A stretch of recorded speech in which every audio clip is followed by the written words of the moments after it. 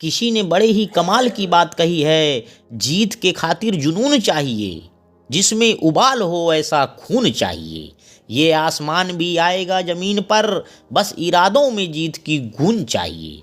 तो दोस्तों, मैं बताना चाहता हूँ कि खुद को परिपूर्ण बताकर सीखना छोड़ना मूर्खता है, लेकिन खुद को अज्ञान मानकर सीखते रहना बुद्धिमानी है। जी हाँ दोस्तों, मैं लेकर आया हूँ एक ज़बरदस्त मोटिवेशनल स्टोरी। यह कहानी आपको सफल बनाएगी। तो आइए शुरू करते हैं। ये कहानी किसी एक गांव में रहने वाले मूर्तिकार की है, जो बहुत ही सुंदर मूर्तियां बनाता था और इस काम से वो अच्छा जीवन यापन कर पाने लायक कमाता था। कुछ समय बाद उसको एक बेटा हुआ, जिसने कम उम्र में ही मूर्तियां बनाना शुरू कर दिया था और उसकी मूर्तियां भी बहुत सुंदर दिखती थीं। मूर्तिकार अपने बेटे की सफलता से काफी खुश था, फिर भी वह अपने बेटे की प्रत्येक मूर्ति में कुछ न कुछ जरूर कमी निकालता और बेटे को उनके बारे में बताता था। वह बेटे से कहता, तुमने अच्छा काम किया है, लेकिन अगली बार इस कमी को दूर करने की कोशिश करो। बेटा भी अपने पिता की बात मान लिया करता था। उसने अपने पिता की सलाह के बाद अपनी हर मूर्तियों में सुधार करना जारी रखा। नतीजन बेटे की मूर्तियां दिन प्रतिदिन पिता की मूर्तियों से बेहतर होती गईं और एक समय ऐसा भी आया जब लोग बेटे की मूर्तियों को पिता की मूर्तियों की तुलना में ऊंचे दामों पर खरीदने लगे, जबकि पिता की मूर्तियां पहले की ही तरह बिकती रहीं। पिता ने अभी तक अपने बेटे की मूर्तियों में कमी निकालना बंद नहीं किया था, लेकिन बेटा अब बाप के इस बर्ताव से खुश नहीं था। फिर भी वह अब बिना दिमाग लगाए उन कमियों को स्वीकार कर लेता था और पिता के सुझावों के अनुसार अपनी मूर्तियों में सुधार करता रहा। आखिरकार एक दिन ऐसा आया जब उसके पिता ने उसकी बनाई मूर्तियों में कमियां निकालनी चाहिए, तो बेटे का धैर्य जवाब दे गया। बेटे ने कहा, पिताजी, अगर आप इतने श्रेष्ठ मूर्तिकार होते तो आपकी मूर्तियां मेरी मूर्तियों से कम कीमत पर न बिकती। मुझे नहीं लगता कि मुझे अब आपकी सलाह की आवश्यकता है। मेरी मूर्तियां परफेक्ट हैं। बाप ने यह सुनकर अपने बेटे को सलाह देना बंद कर दिया। कुछ महीने बीत गए। बेटा खुश था, लेकिन फिर उसे एहसास हुआ कि उसकी मूर्तियों की अब उतनी तारीफ नहीं की जाती जितने पहले की जाती थी और अब उसकी मूर्तियों की कीमतें भी बढ़ना बंद हो गई है। पहले तो उसे कुछ समझ में नहीं आया, लेकिन फिर वह अपने पिता के पास गया और उनसे मदद करने को कहा।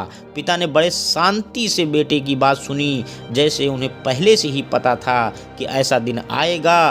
बाप का चेहरा पढ़ बेटे ने भी यह महसूस किया और पूछा, क्या आप पहले से जानते थे कि ऐसा कुछ होने वाला था? पिता ने उत्तर दिया, हाँ, मैं भी कभी इन्हीं परिस्थितियों से गुजर चुका हूँ।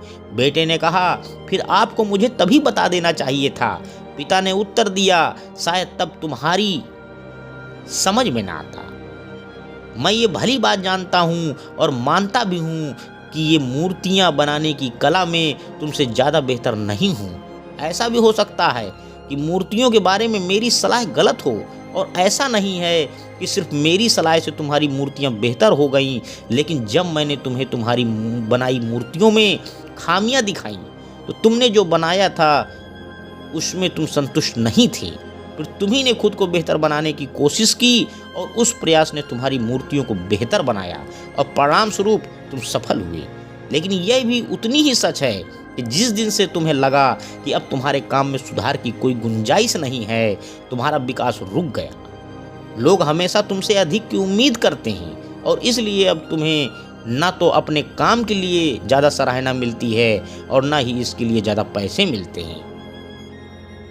बेटा कुछ देर चुप रहा, फिर उसने पूछा, तो अब मैं क्या करूं? बेटे के सवाल के जवाब में पिता ने एक छोटा लेकिन अमूल्य जवाब दिया, असंतुष्ट होना सीखो। विश्वास करो कि सुधार और बेहतर बनने के लिए हमेशा जगह है।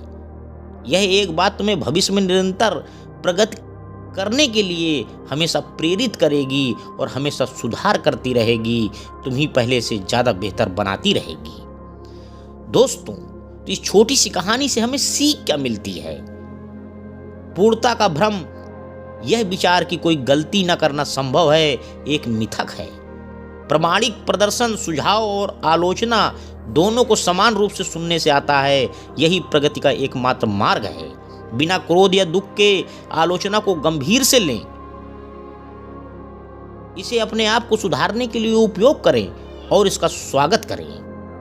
अंत में दोस्तों बस मैं यही कहना चाहता हूं कि छू ले आसमान जमीन की तलाश न कर, जी ले अपनी जिंदगी खुशी की तलाश न कर, तक बदल जाएगी खुद ही तेरे मेरे दोस्त, मुस्कुराना सीख ले वजह की तलाश न कर। धन्यवाद दोस्तों, मेरी YouTube चैनल को लाइक व सब्सक्राइब करें। आपका दिन शुभ हो। राधे राधे।